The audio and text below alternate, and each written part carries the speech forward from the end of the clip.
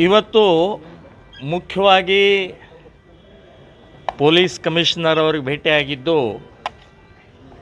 ಕೇಸಿನ ಸಂಬಂಧಪಟ್ಟ ಹಾಗೆ 60 ಜನರ ಮೇಲೆ ಏನು ಕೇಸ್ ಹಾಕಿದ್ದಾರೆ, ಇತರರು 60 ಜನ ಅಂತನ್ನುವಂಥದ್ದು ಹಾಕಿದ್ದಾರೆ.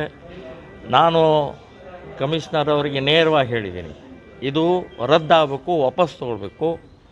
ಅಕಸ್ಮಾತ್ ಬಂಧನ ಆಗೋದಿತ್ತಂದರೆ ಪ್ರಮೋದ್ ಮುತಾಲಿಕ್ A1 ಆರೋಪಿ, ನನ್ನನ್ನೇ ಅರೆಸ್ಟ್ ಮಾಡಿ ಅಂತನ್ನುವಂಥದ್ದು ನಾನು ಹೇಳಿದ್ದೀನಿ. ಮೊದಲು ನನ್ನ ಅರೆಸ್ಟ್ ಮಾಡಿ ಆಮೇಲೆ ಉಳಿದವ್ರನ್ನೆಲ್ಲ ಮಾಡ್ತಾ ಹೋಗಿ ಅಂತ ಹೇಳಿದ್ದೀನಿ. ಮತ್ತು 60 ಜನ ಅಲ್ಲ, ಅಲ್ಲಿ ಇದ್ದಿದ್ದು ಸುಮಾರು 300 ಜನ ನಾವಿದ್ದೀವಿ. ಅಲ್ಲಿ 300 ಜನರ ಮೇಲೆ ಕೇಸ್ ಹಾಕಿ. ಯಾಕೆ 60 ಜನ ಯಾಕೆ ಸರ್ ನಿಮಗೆ 60 ಅಂತ ನಾವು ಸೆಲೆಕ್ಟ್ ಯಾಕೆ ಮಾಡಿದ್ದೀರಿ? ಸೊ 300 ಜನ ಇದ್ದಾರಲ್ಲಿ. ಇದು 1 ವಾರ ಗಡುವು ಕೊಡ್ತೀವಿ, 1 ವಾರದೊಳಗೆ ರದ್ದಾಗಲಿಲ್ಲ, ನೀವು ವಾಪಸ್ ತೊಗೊಳ್ಳುವಂಥ ಪ್ರಕ್ರಿಯೆ ಮಾಡಲಿಲ್ಲ ಅಂತಂದರೆ ನಾವು ಮುಂದಿನ ಹೋರಾಟವನ್ನು ಭಾಳ ಉಗ್ರವಾಗಿ ಮಾಡಬೇಕಾಗತ್ತೆ ಅನ್ನುವಂಥದ್ದು ನಾನು ಹೇಳ್ತಾ ಇದ್ದೀನಿ. ಈಗ ಬಂದ್ ಕಾಲ್ವರೆಗೆ ಕೂಡ ಹೋಗ್ಬೋದು. ಸೊ ಇದು ನಿಶ್ಚಿತ ಇದು. ಸೊ ಆ ದೃಷ್ಟಿಯಿಂದ ಇದು ಮೊದಲನೇದ್ದು. ಇನ್ನು ಎರಡನೇದು, ಇನ್ನೂವರೆಗೆ ಸಮೀರ್ ಮುಲ್ಲಾನ ಬಂಧನ ಆಗಿಲ್ಲ, ಬಂಧನ ಆಗಬೇಕು ಅಂತನ್ನುವಂಥದ್ದು. ಅವನ ಅಕ್ಕ ರುಕ್ಸಾನಾ ಭಾಳ ದೊಡ್ಡ ಫ್ರಾಡ್ ಇದ್ದಾಳೆ ಅವಳು. ಮತ್ತು ಅಷ್ಟೇ ಅಲ್ಲ, ನಮ್ಮ ಒಂದು ಮಾಹಿತಿ ಪ್ರಕಾರ ಹನಿ ಟ್ರ್ಯಾಪರ್ ಇದ್ದಾಳೆ, ಲಕ್ಷಗಟ್ಟಲೆ ದುಡ್ಡನ್ನು ಮಾಡಿದ್ದಾಳೆ ಅಂತನ್ನುವಂಥದ್ದಿದೆ. ಸೊ ಮೇನ್ ಎಲ್ಲದಕ್ಕೂ ಕುಮ್ಮಕ್ಕು ಕೊಡ್ತಾ ಇರುವಂಥ ರುಕ್ಸಾನಾನ ಇನ್ನೂವರೆಗೆ ಬಂಧನ ಆಗಿಲ್ಲ. ತಹಸೀನ್ ಅವಳು ಕೇರಳಕ್ಕೆ ಹೋಗಿದ್ದಾಳೆ ಅಂತನ್ನುವಂಥ ಸುದ್ದಿ ಇದೆ. ಇದೇ ಕೇರಳಕ್ಕೆ ಯಾಕೆ ಹೋಗ್ತಾರೆ? ನಿನಗೆ ಧೈರ್ಯ ಇದ್ದರೆ ಅವರು ಎಲ್ಲ ವಿಡಿಯೋದೊಳಗೆ ತೋರಿಸ್ತಾ ಇದ್ರು, ಹಾಗಿದೆ ನಮ್ಮ ಮನೆಗೆ ಬರ್ತಿದ್ರು, ನಾವೆಲ್ಲ ಹಬ್ಬ ಮಾಡ್ತೀವಿ, ಗಣೇಶ ಹಬ್ಬ ಮಾಡ್ತೀವಿ, ಎಲ್ಲ ಬೊಗಳೆ ಬಿಡ್ತಾ ಇದ್ದೆ. ಈಗ ಓಡ್ಯಾಕೆ ಹೋದ್ಲಿ? ಎಲ್ಲೂ ಓಡ್ಯಾಕೆ ಹೋಗ್ತೀವಿ? ಧೈರ್ಯದಿಂದ ಬಾ, ಇಲ್ಲಿ ಏನು ಎನ್ಕ್ವೈರಿ ಮಾಡ್ತಾರೆ ಅದಕ್ಕೆ ಎದುರಿಸೋ ನೋಡೋಣ. ಸೊ ಭಾಳ ದೊಡ್ಡ ಪ್ರಮಾಣದಲ್ಲಿ ಇದೊಂದು ದೊಡ್ಡ ಜಾಲ ಇದೆ. ಇಡೀ ಕುಟುಂಬದ ಹಿಂದೆ ಒಂದು ಇಸ್ಲಾಮಿಕ್ ಶಕ್ತಿನೂ ಕೆಲಸ ಮಾಡ್ತಾ ಇದೆ ಅಂತನ್ನುವಂಥದ್ದು ನಿಶ್ಚಿತವಾಗಿ ಹೇಳ್ತಾ ಇದ್ದೀನಿ. ಈಗ ಒಂದು ಹೋಟೆಲ್, ಕೇಶವಾಪುರದ ಒಂದು ಹೋಟೆಲ್ ಇದೆ, ಅಲ್ತಾಜ್ ಹೋಟೆಲ್.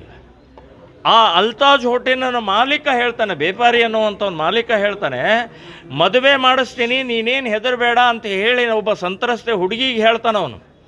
ಎಲ್ಲಿ ಬೇಕಾದಷ್ಟು ದುಡ್ಡು ಖರ್ಚಾಗಲಿ ನಾನು ಕೊಡ್ತೀನಿ, ನೀನೇನು ಹೆದರಬೇಡ ಅಂತ ಹೇಳಿ ಅಂದರೆ ದುಡ್ಡು ಕೊಡೋರು ಇದ್ದಾರೆ ಅಂತ ಅನ್ನೋದಾಯಿತು. ಇದರಲ್ಲಿ ದೊಡ್ಡ ಜಾಲ ಇದೆ ಅಂತ ಅನ್ನೋದು. ಇದು ಅಲ್ತಾಜ್ ಹೋಟೆಲು ಕೂಡ ಸಾಕ್ಷಿ. ನಾನು ಹೇಳಿದ್ದೇನೆ, ಅಲ್ತಾಜ್ ಹೋಟೆಲ್ ಕೂಡ ಸೀಸ್ ಆಗಬೇಕು, ಅವನು ಬಂಧನ ಆಗಬೇಕು ಅಂತನ್ನುವಂಥದ್ದು. ಮತ್ತು ಟ್ರೇನರ್ಗಳು ಏನೇನಿದ್ದಾರೆ ಇವರಿಗೆ ನಿಯಮಬದ್ಧವಾದಂಥ ಪ್ರಕ್ರಿಯೆಗಳಾಗಬೇಕು. ಅಲ್ಲಿ ಪ್ರೋಟೀನ್ ಕೊಡುವಂಥದ್ದು ಅಲ್ಲಿ ಕೊಡಬಾರ್ದು. ಅವರು ಬೇರೆ ಅವರು ಸಪ್ರೇಟಾಗಿ ಅದಕ್ಕೊಂದು ಶಾಪ್ ತೆಗೀಲಿ, ಅಲ್ಲಿ ಗೈಡ್ ಮಾಡಲೇಬೇಕಾದ್ರೆ.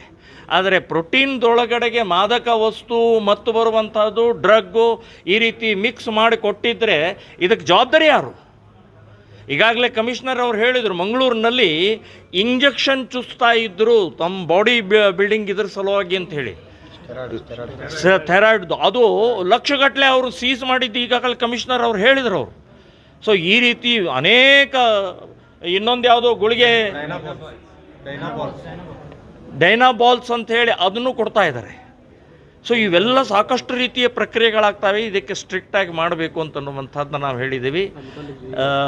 ಇನ್ನು ಕೇರಳಕ್ಕೂ ಹುಬ್ಬಳ್ಳಿ ಲವ್ ಜಿಹಾದ್ಗೂ ಸಂಬಂಧ, ಯಾಕಂದರೆ ಕೇರಳದಲ್ಲಿ ಲವ್ ಜಿಹಾದ್ ಪ್ರಕರಣಗಳು ಭಾಳಷ್ಟು, ಅಲ್ಲಿದ್ದಕ್ಕೂ ಇಲ್ಲಿಗೆ ಸಂಬಂಧ ಏನಾದರೂ ಇದೆಯಾ ಅಂತ 100ಕ್ಕೆ 100 ಹೇಳ್ತೀನಿ.